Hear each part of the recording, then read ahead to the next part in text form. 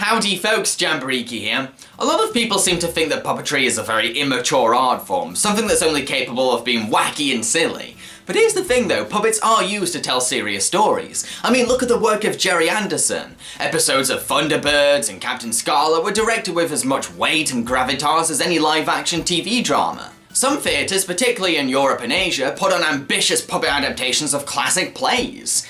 In this episode of Puppet Panic, I'm going to talk about a marionette movie that tries to tell a serious story.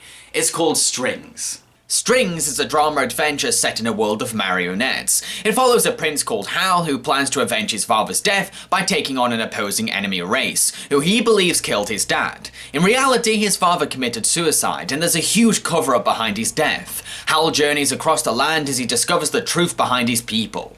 As a puppet production, this is a very impressive feat. The puppets can't move their brows or mouths, but the puppeteers take advantage of this. They use subtle movements and head tilts to illustrate very vivid emotions. It takes an immense level of skill to overcome limitations and achieve illusions this believable. The movie also films all this wonderful puppetry with the same cinematic scale and value Hollywood studios give to their live-action productions. Slick editing, awesome effects, stunning sets, beautiful lighting and grand cinematography are all combined to construct something visually impressive. This is a very spectacular looking film. In addition, this movie acknowledges that the characters are living, organic puppets. This is a very imaginative idea. To kill a puppet, you have to cut off their head string because that's where their brain is. When a puppet dies naturally, all their strings fall from the sky, as if their puppeteer is done with them.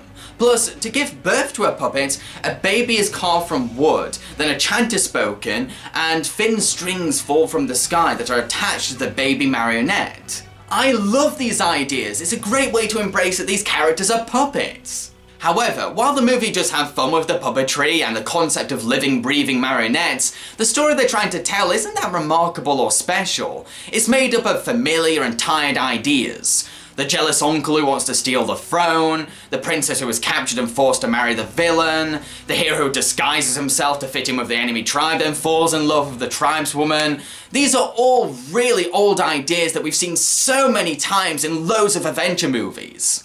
To conclude, Strings does have amazing production values, some clever ideas, and I do admire it for trying to tell a serious story of puppets. But the story it's gone for is so generic, vanilla, and unoriginal. It's made up of ideas we've seen a million times with no changes or twists. Your movie can't rely on the novelty of amazing puppetry alone. That novelty is going to wear off once the story becomes boring. I've been Jamboriki and I hope that you enjoyed my review. If you did, then I encourage you to like, subscribe, and follow me on Facebook and Twitter. Cheerio, folks.